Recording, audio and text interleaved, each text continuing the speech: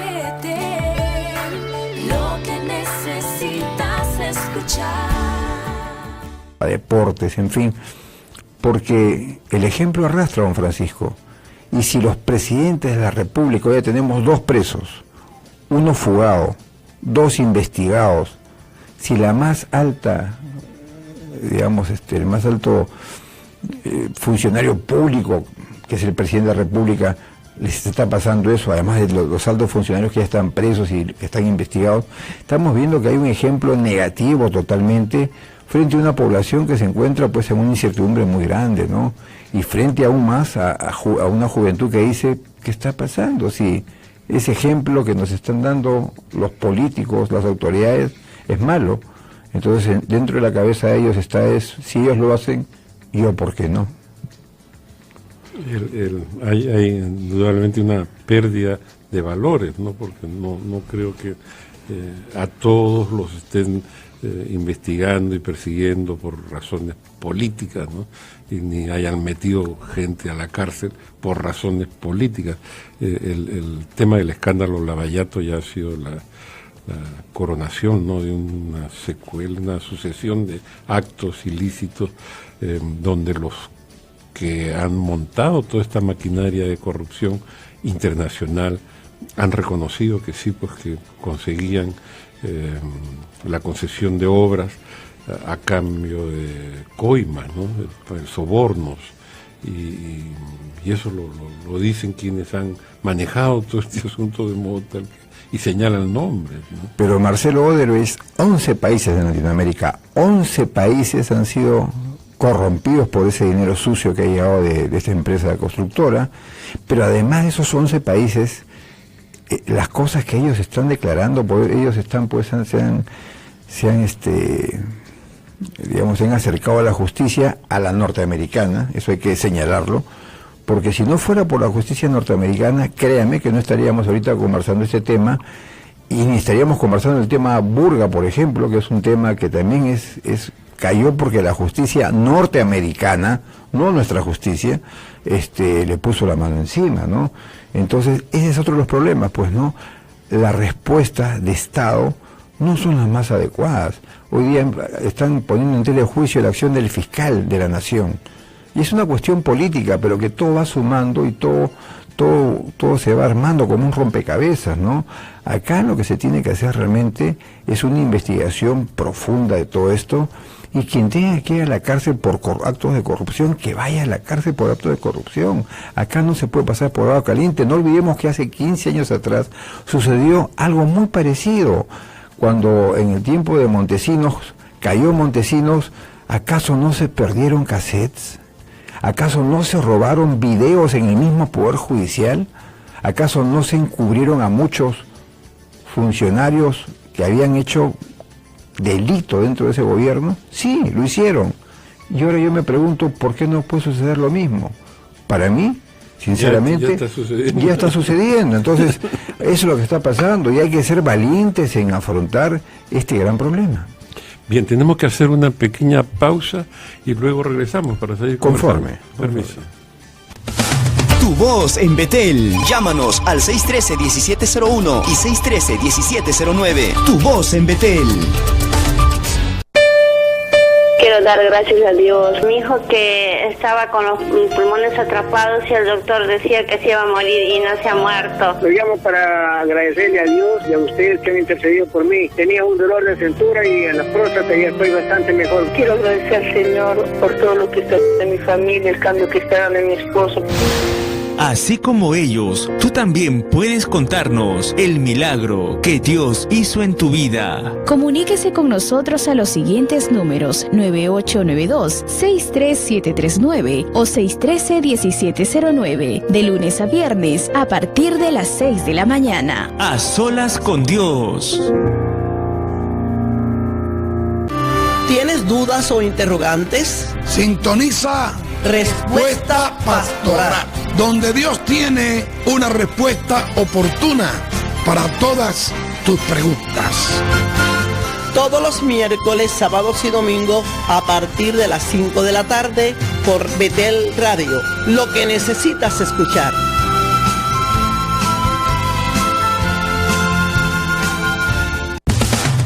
voz en Betel. Llámanos al 613-1701 y 613-1709. Tu voz en Betel. 9:10 en todo el país. Seguimos presentando Tu Voz en Betel y también nuestra línea telefónica para algunas consultas al 613-1709, 613-1701. Continúa con la entrevista don Francisco Ugarteche. Bien, habíamos estado analizando un poco por qué es que ha crecido la delincuencia en nuestro país y claro, no hay que pensar mucho ni deducir mucho para concluir que hay problemas en el sistema judicial, ¿no? En la fiscalía, en los jueces, que finalmente no terminan por condenar a quienes cometen los delitos o no los condenan como debe ser, y entonces hay cierta permisividad. Pero a la hora de perseguir el delito también juega un rol importante la policía, ¿no? ¿Cuál es su opinión respecto hubo con el actual ministro, con Basombrío, algunos intentos, unos amagos de censura que se quedaron en el camino porque resulta que hubo otros ministros metidos en asuntos mucho más graves que finalmente terminaron o censurados o terminaron renunciando, y eso hizo que el tema del ministro del Interior quedara siempre en un segundo plano. Y bueno, el más grave puede ser el asunto que estaba ocurriendo con el primer ministro, que más grave era el Kuntur, que el aeropuerto de Chinchero, que en fin, el tema del ministro de Educación, donde se festinaron también cientos de millones, ¿no? Entonces, claro, lo del ministro del Interior quedó ahí, ¿no? Y sí, pero sigue ahí latente, ¿no? Salvado por la campana sería, digamos, la lectura, ¿no? Sí, pero por lo menos tenemos a un ministro que ya tiene 1 año, 6 meses. Recordemos que con Humala hubieron 7 ministros del Interior, 0 política de Estado. No llegaban al año, o sea, era increíble. Bueno, este ministro, en mi opinión, técnicamente está haciendo cosas buenas, o sea, hay logros de este gobierno en este 1 año, 6 meses, que es poco tiempo. O sea, la gente piensa que un problema de 20 años lo puede solucionar un solo gobierno, y eso no es así. Hay que esperar mucho para que se puedan reducir números y frecuencia de los delitos en una manera importante, en cifras, ¿no? Pero, por ejemplo, esos mega operativos, que son casi 90 y tantos que han hecho, han capturado a más de 1.600. Eso es bueno. Hoy día tenemos un comando policial. Yo conozco, por ejemplo, el director de la policía, Subiate, es un buen oficial. El segundo, que es el general Lavalle, es un magnífico oficial. O sea, hay comando policial. Yo le diría al ministro, déjelos trabajar, ministro. El ministro es la parte, el jefe de la parte política, la parte operativa, técnica, es la policía. Y hay que dejar trabajar a la policía. Ahora bien, ¿no se hizo una reforma estructural? No, pues no se hizo. Se votó a algunos generales, a algunos coroneles, a algunos comandantes y capitanes.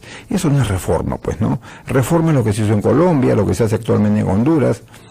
Reforma es, por ejemplo, comenzar a cambiar las escuelas policiales, a hacerlas mucho más, que tengan mucho más control sobre la policía. Por ejemplo, en Honduras, para que usted sepa, para ser policía hay que pasar 3 pruebas básicas hoy día: la psiquiátrica, la toxicológica y la poligráfica. Y entonces, pregunto yo, si implantamos esas 3 pruebas imitando al pequeño país de Honduras, que tiene menos plata que nosotros, que son más chiquitos y todo, lo implantamos acá, ¿con cuántos de los 132.000 policías que hoy día tenemos nos quedaríamos? Porque eso es el tema, ¿no? No es cantidad, es calidad de policía lo que tenemos que tener, y eso todavía no se entiende bien. Yo prefiero tener menos policía, pero que sea una policía entrenada, capacitada, controlada, equipada, en fin, ese tipo de policías hace falta acá en el Perú. Los chilenos tienen los carabineros. Los carabineros. Ellos tienen fama de ser muy estrictos, muy rigurosos. Y lo son, así como Colombia. Colombia estuvo un tiempo, en el tiempo de Pablo Escobar, con una policía altamente corrupta, ¿no? Pero hoy día la policía colombiana es la segunda en Latinoamérica en ser una policía donde la confianza del ciudadano hacia la policía es muy buena, porque están trabajando bien. O sea, sí se puede realmente componer las instituciones cuando hay, primero, liderazgo, cuando hay, segundo, voluntad política, y cuando hay, tercero, los recursos apropiados para hacerlo. Entonces, eso es lo que hay que tener. Lo demás son cuentos chinos, pues lo demás son mentiras, lo demás son ganar tiempo y gobernar de una manera que no es la que se debe gobernar en un país tan complicado y difícil como el Perú.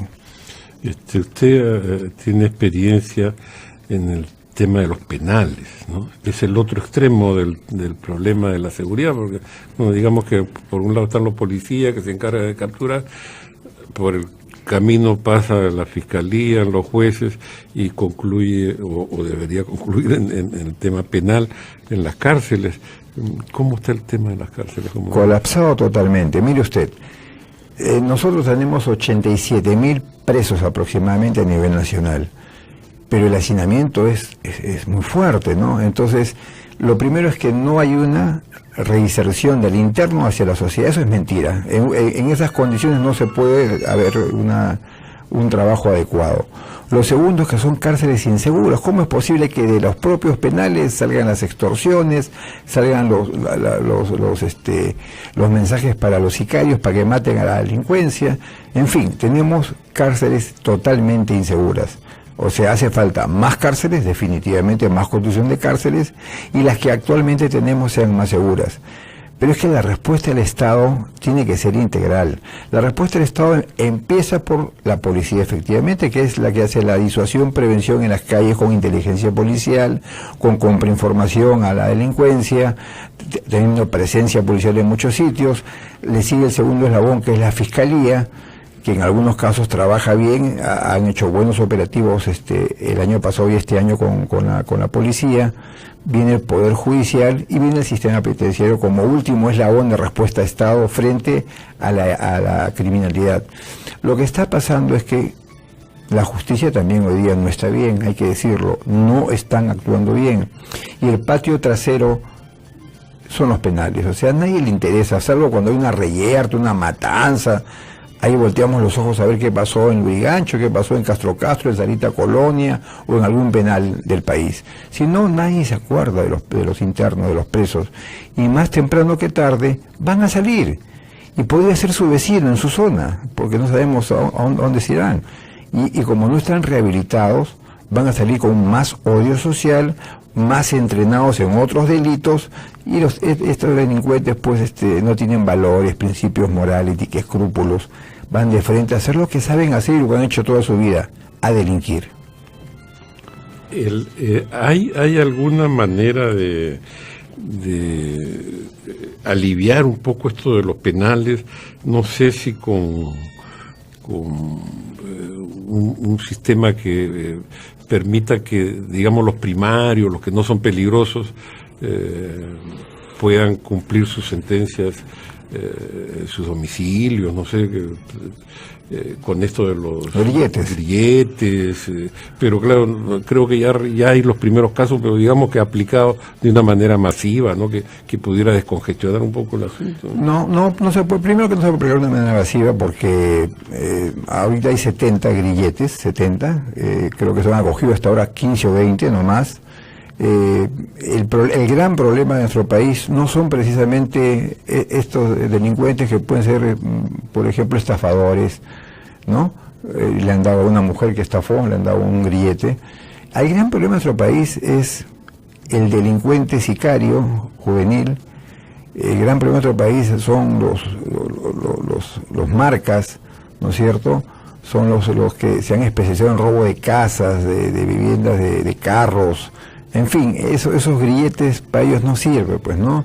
Entonces la población para los grilletes es mínima, es chiquita, va a pasar inadvertida frente al gran problema penitenciario que vivimos. O sea, por ahí no va el asunto, eso no nos va a aliviar en nada el tema de la delincuencia.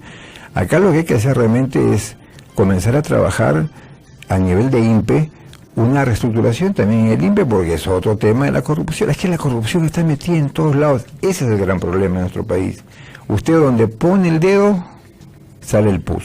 Como decía González Prada. Exactamente. Entonces, primero limpiemos la casa, o sea, queremos que la policía trabaje mejor cuando sabemos perfectamente que hay policías que son policías delincuentes, y esto a la semana siempre sale en algunos sitios, incluso comisarios que están metidos en el delito, en bandas organizadas.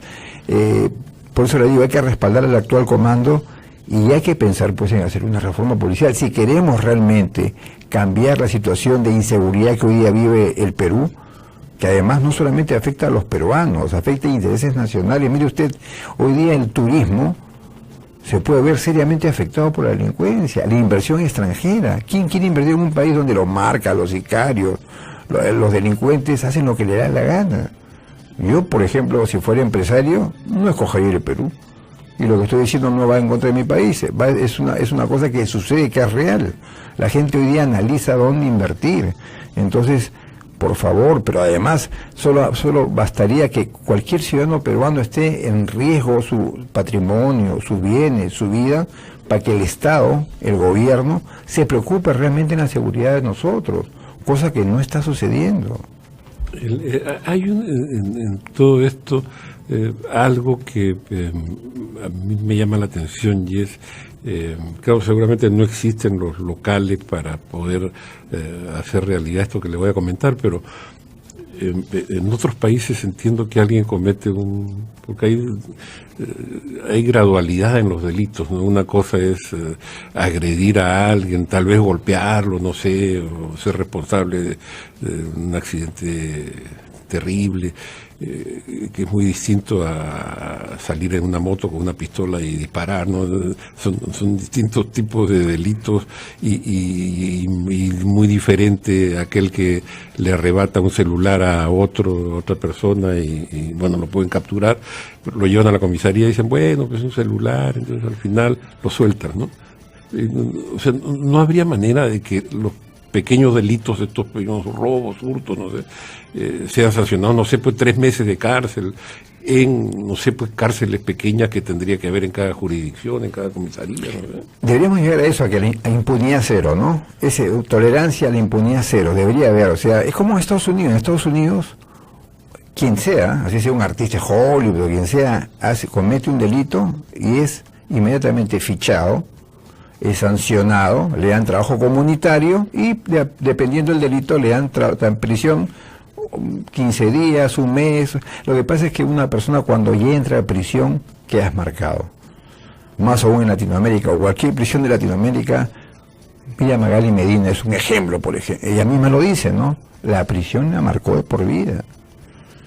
Y entonces la prisión acá marca. Entonces sería un castigo, y a los magistrados, señores magistrados de mi país, comiencen así sea 3 meses, 2 meses, 6 meses, dependiendo, pero ya hay que comenzar a castigar, a sancionar con prisión efectiva a todos aquellos que hayan cometido, por ejemplo, un asalto, ¿no? Están sin arma, pero han cometido un asalto a un anciano, le han pegado y todo. No pasa nada, la fiscalía no lo suelta, no, eso no es. Porque claro, no merece 4 años, 5 años. No, pero es que ese es el error, esa es la óptica del error, o sea, estamos con una óptica equivocada, o sea, no interesa el monto, hoy día interesa el acto de robarle. Oiga usted, si yo veo acá 50 soles de don Francisco y en una distracción me los agarro, ¿qué he cometido? Un hurto, porque no es un robo, no ha sido con violencia, es un hurto. Pero así se empieza porque el delito es una escalera. Se empieza de menos a más. Es como la droga, que hoy día los padres de familia, atención a lo que voy a decir, porque Cedro también ya lo señaló, ha aumentado en un 30% de consumo de marihuana en la adolescencia. Pregunto yo, ¿qué hacen los padres de familia frente a eso? Yo recuerdo haber tenido una entrevista con usted hace años, cuando hablábamos de un 10 o 12% en ese momento. Hoy es un 30% de adolescentes que fuman marihuana y la fuman en casa. Ya no se esconden, ya no les interesa. El caso de esta chica, la Gata, que asesinó a 2 hombres, por ejemplo, fue a su casa, valió para que le den plata. Hoy día hay mucho adolescente, mucho joven que domina el hogar por miedo a que los padres, que no han sabido, no han podido, no han querido criar bien a sus hijos, son ellos los que gobiernan los hogares, son los chicos violentos. De eso hay miles, no son cientos, son miles. Y entonces hoy día también, no solamente el Estado, ¿qué está haciendo la familia frente a eso? Usted que me está escuchando, tiene un hijo pandillero, a lo mejor llega con ropa con sangre, tiene elementos de agresión, digamos, no letales, tiene cadenas, tiene, en fin, ¿qué está haciendo usted? ¿Está haciendo algo por eso? Entonces hay un problema serio. Acá la ludopatía, por ejemplo, ha crecido tremendamente. Todos esos males suman de alguna manera para que luego se traduzcan en ¿qué? En delitos. La pornografía, el embarazo precoz. Quieren tocar el tema, y esto son en todos los sectores, ¿ah? Y más aún en el sector A. Ahora ya se viene el verano, en las playas del sur, corre la droga, corre el alcohol, corre un sexo pero abierto con la juventud, de los adolescentes, y una ausencia de crianza total. De valores, ¿no? Nos ha ganado el tiempo, César. Tenemos ya que despedirnos. Confiamos tenerlo pronto nuevamente con nosotros. Rápido, sí, finalmente decirle nomás que ya se acerca un mes difícil, un mes complicado, sus compras a tiempo, hay que tomar un taxi seguro, el taxi de confianza, un taxi en ruta no lo tome porque hoy está la cosa crítica, y bueno, espero conversar de este tema con más amplitud en otro día. Muy bien, con nosotros será hasta el día de mañana. Buenos días, permiso. Tu voz en Betel, tu voz en Betel.